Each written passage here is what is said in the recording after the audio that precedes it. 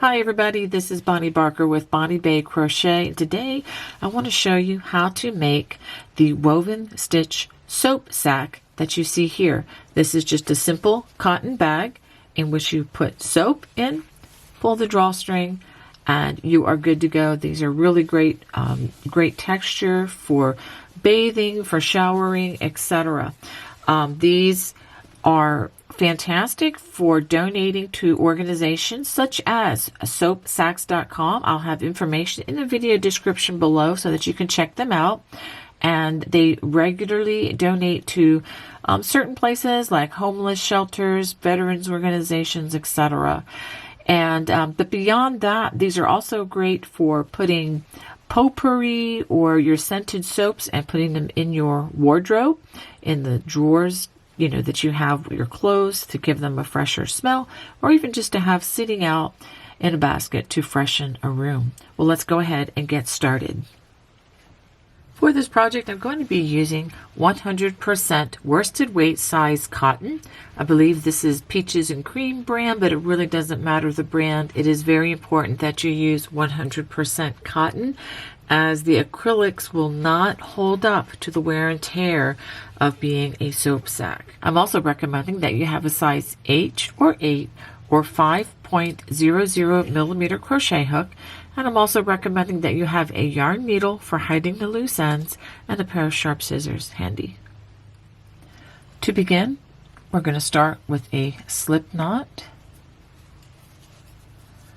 and a starting chain of 10.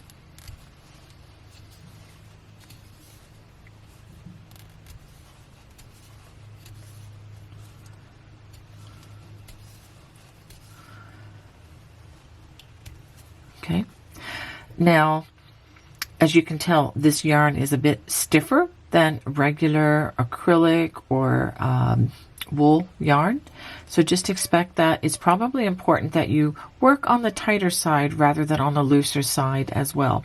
Starting in the second chain from the hook for row 1, or actually it's going to be a round, we're going to single crochet in each chain until we get to the last chain.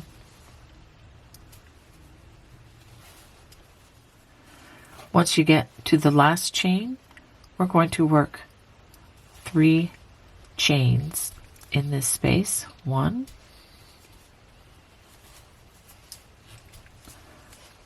2, and 3.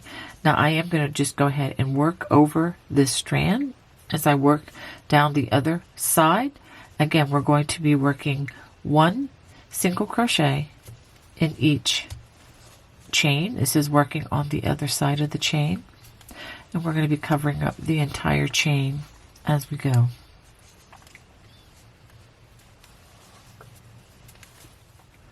Once we get to the last chain, we're going to work 2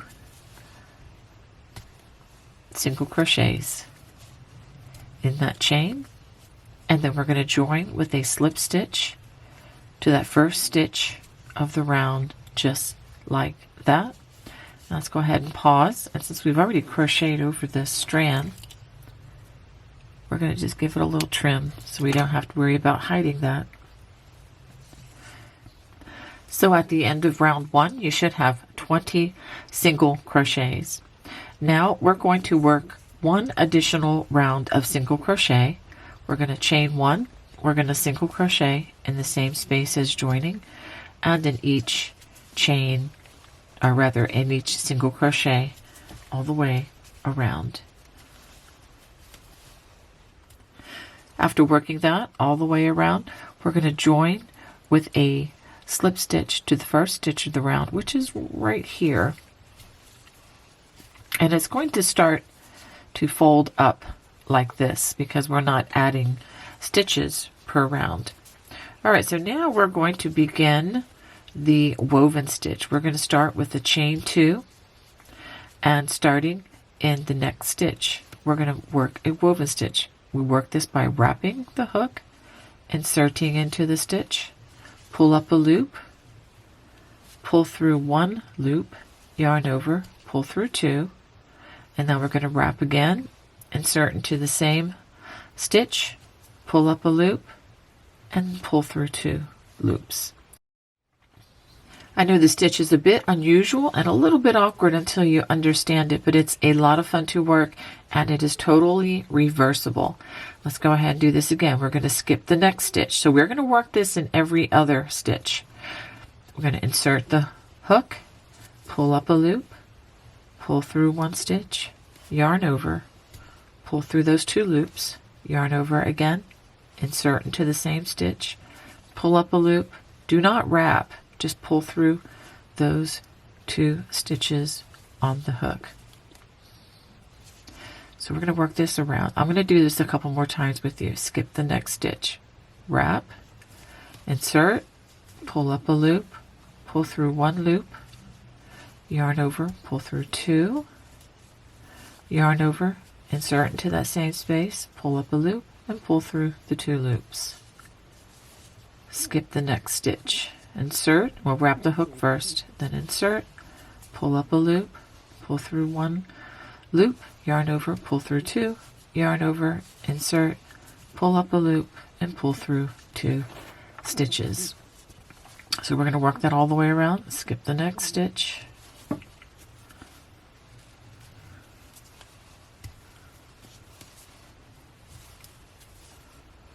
Just like that. You know, after you do this several times, your muscle memory will catch up, but I know it is a very different set of motions for the crochet hook in your dominant hand. So again, wrap, skip the next stitch, insert into the next, pull up a loop, pull through 1 loop, yarn over, pull through 2, yarn over, insert, pull up a loop, pull through both loops. Don't forget to skip a stitch in between on this foundational round. Now we come along towards the end of the round. I just wanted to work this with you so that it is clear.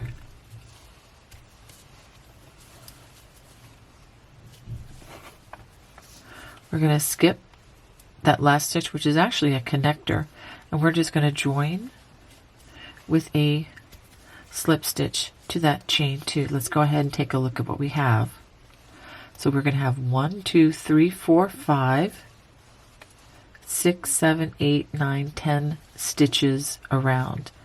Now after we do that, we're going to turn to work the opposite direction, chain 2. After we've chained 2, we're going to be working in between the woven stitches, and I'll show you how to do that. Wrap the hook, insert, pull up a loop, pull through 1, yarn over, pull through 2, wrap, insert, pull up a stitch or a loop, and pull through 2. So we're just working between, in the spaces between these woven stitches.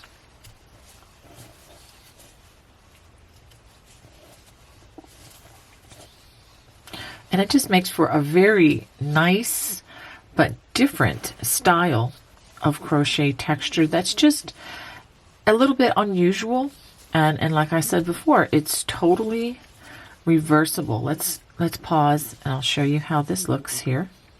It looks almost like macrame, but it's done with a crochet hook. Okay, so I'm going to go ahead and work this all the way around, and I will show you the join. After I've worked this all the way around and I've worked in between those last 2 stitches, we're going to join with a slip stitch to the chain 2, chain 2, and then we're going to turn to work this again. So after working that chain 2, make sure that you go in between the next 2 stitches. Don't start one at the very same place as joining, but in between the next 2 woven stitches, we begin our round again.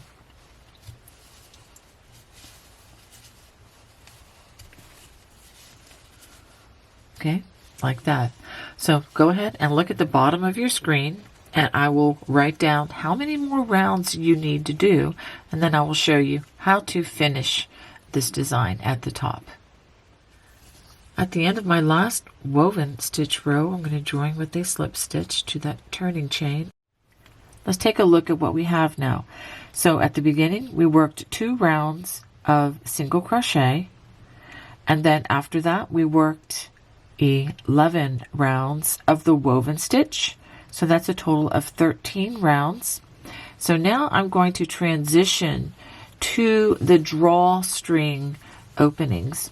So I still have the front side facing. I'm going to chain 4. And this is going to count as a double crochet plus a chain 1. So what I'm going to do at this point is I'm going to work still just in the opening spaces between the woven stitches.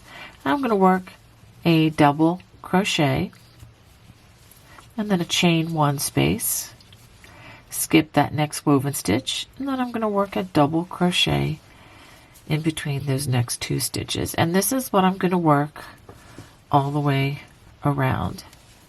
So I'll just work this a few more times with you. Again, chain 1 space in between those double crochets and skip the next woven stitch and work a double crochet between that next woven stitch.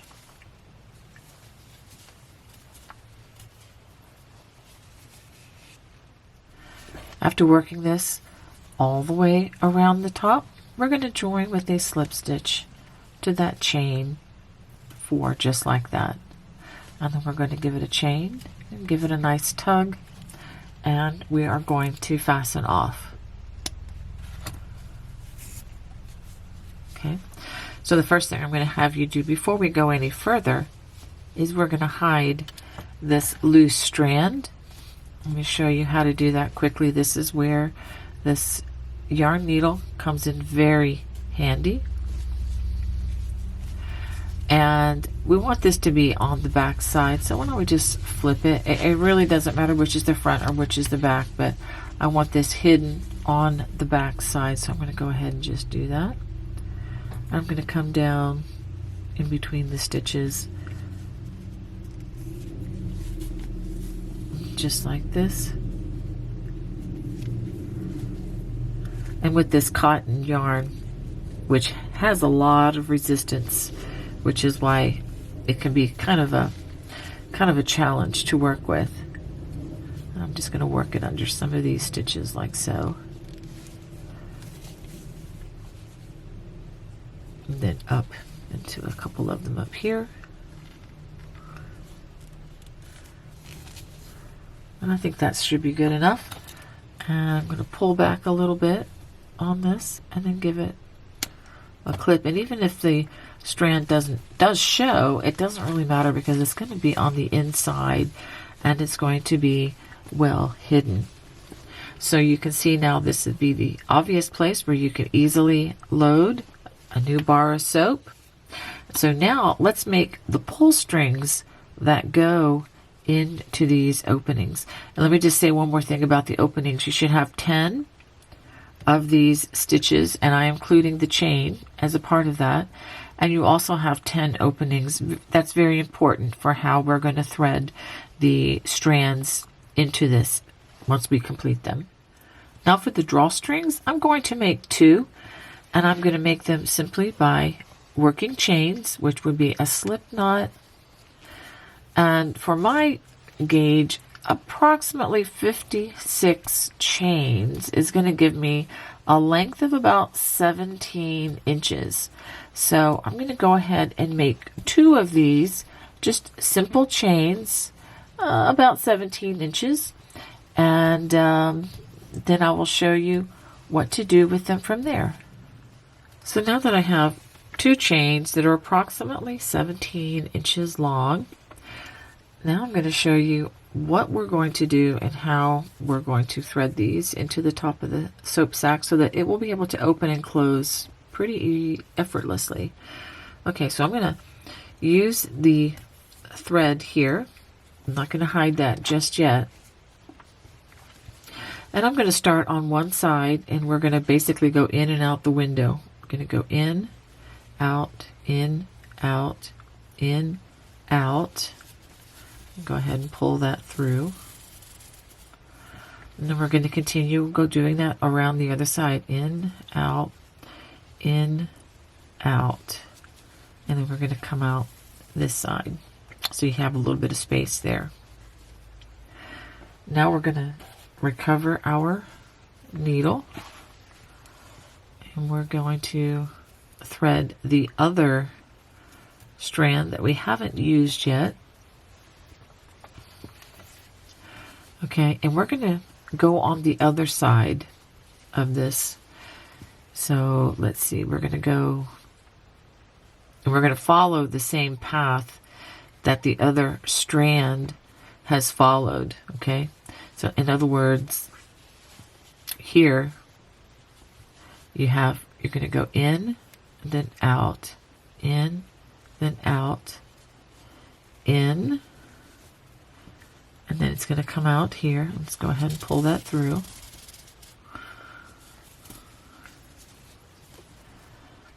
In and out, in, and then out the side here. Okay, so now that we've got these in, let's go ahead and we're gonna even these up a little bit so that both sides are about the same. Okay, and we'll do the same over here, just like that. Okay, so what that does is it makes you able to close the sack or to open the sack. Okay, and let's go ahead and tie these. Let's try these into a knot here so that we can join these two together. About like that. Just a simple knot like that should work fine.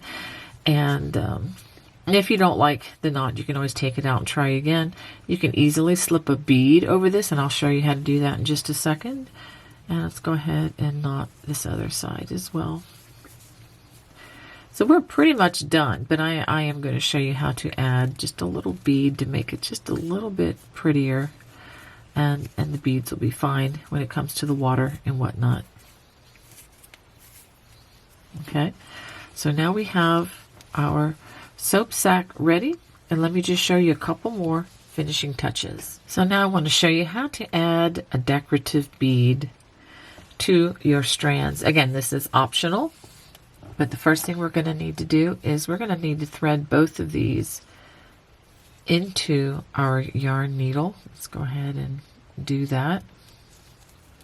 It's going to be a little bit challenging. Okay, I got one in, and this is a big enough needle. I can certainly add another. You're also going to want to make sure that the head of the needle can easily pass through the bead that you're going to attach. Otherwise, it's going to be an exercise in frustration. So once we've threaded those strands, go ahead and bring them through, just like that. And I'm just going to tie it in a simple knot. I'm actually going to do 2 knots to try to ensure that the bead does not slip off. So 1, and notice how I'm holding the knot securely towards the bead. And let's do that one more time around the base of that knot.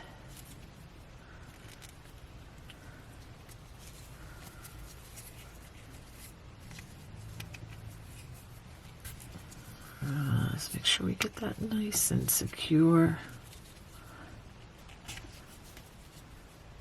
Okay, I'm pulling this as hard as I can, and I think that's gonna hold.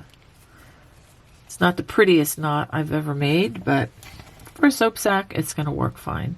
I'm gonna trim it closely. And so now our soap sack is all ready for me to put that soap in and either give it as a gift. These are wonderful for donating, and there is an organization called soapsacks.com, and I'll put some information in the video description for you.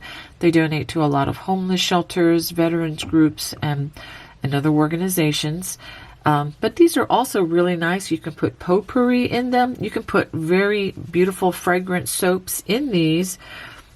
You know, close the strings and put them in your, let's say, lingerie drawer, or really any of the drawers in your your wardrobe, and just to help, add a nice, pleasant smell, or even just to use as a room freshener. Well, I hope you enjoyed this project. If you did, I would love to hear from you. Please feel free to comment in the comment section below. God bless. Bye-bye.